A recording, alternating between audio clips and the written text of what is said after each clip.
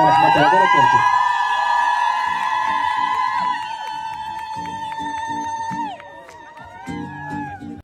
ندعو العروسين بدعاء النبي صلى الله عليه وسلم.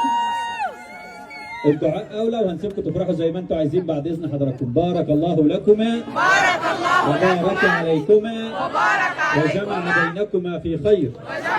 بارك الله لكما وبارك عليكما وجمع بينكما في خير. اللهم اجعله زواجا طيبا مباركا. انت مين واسمك ماشيه ليه رايحه فين ارجعي. بعد سنة ونص من الانفصال، رنا رئيس فاجأت الجميع وتم كتب كتابها النهاردة على نفس الشخص. مين كان يتوقع بعد سنة ونص من الانفصال يرجعوا لبعض تاني ويتجوزوا؟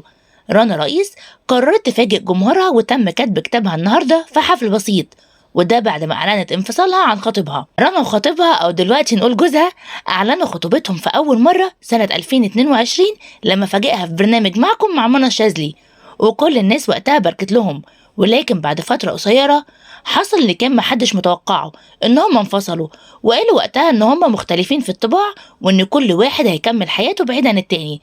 بس واضح ان الحب الحقيقي بيلاقي طريقه، لان بعد سنة ونص من الفراق رجعوا لبعض، والمرة دي ما كانتش خطوبة، ده كان كاتب كتاب رسمي.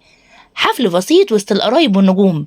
الحفل اتعمل في القاهرة وسط حضور عائلي وعدد من النجوم، منهم دنيا عبد العزيز وداليا البحيري، والكل كان فرحان برنا وعريسها. رغم ان التفاصيل لسه قليلة، الا ان الصور اللي انتشرت من الحفل وضحت قد ايه كانوا فرحانين وسعداء باللي هم وصلوا له، ورنا ظهرت بفستان ابيض انيق خطف كل الانظار. اما عن رد فعل الجمهور، السوشيال ميديا مولعة والجمهور مندهش ومبسوط في نفس الوقت، خصوصا ان محدش كان متوقع ان العلاقة دي ترجع تاني بعد الفترة الطويلة. ناس كتير شايفة ان الحب الحقيقي بيكسب في النهاية، وناس تانية بتسأل هو ازاي اللي كان الاكس يبقى جوزها في يوم وليلة. وفي النهاية نقدر نقول ان رنا رئيس خدت قرار قلبها، ونتمنى ليها هي وعريسها حياة سعيدة ومليانة حب ونجاح.